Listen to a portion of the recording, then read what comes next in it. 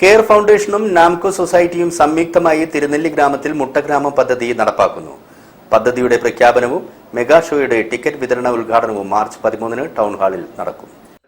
സ്ത്രീ ശാക്തീകരണവും ഗ്രാമീണ കുടുംബങ്ങളുടെ സാമ്പത്തിക സ്വയം പര്യാപ്തതയും ലക്ഷ്യമിട്ടാണ് കെയർ ഫൗണ്ടേഷനും Navakerala agri and allied multi state cooperative society അഥവാ നാംകോസും സംയുക്തമായി വയനാട് ജില്ലയിലെ തിരുനെല്ലി ഗ്രാമത്തിൽ മുട്ടഗ്രാമം പദ്ധതി നടപ്പിലാക്കുന്നത്.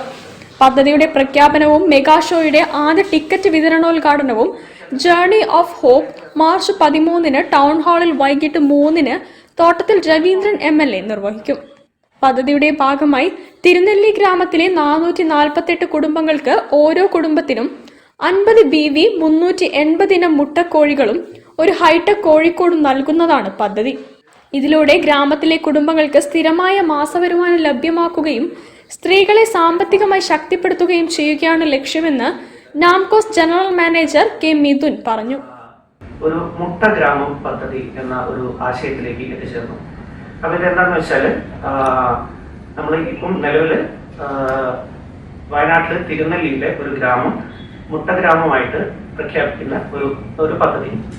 ചടങ്ങിൽ പദ്ധതിയുടെ ഫണ്ട് സമാഹരണത്തിനായി നടത്തുന്ന സമന്വയ മെഗാ ഷോയുടെ ആദ്യ ticket Malabar hospital and urology centre managing director doctor Mili Moni സ്വീകരിക്കും.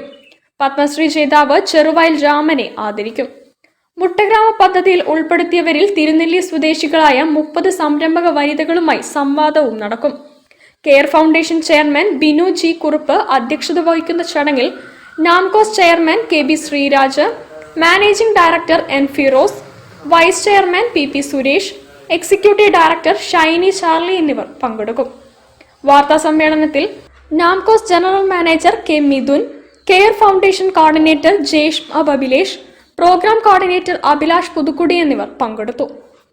News bureau, Kozhikode.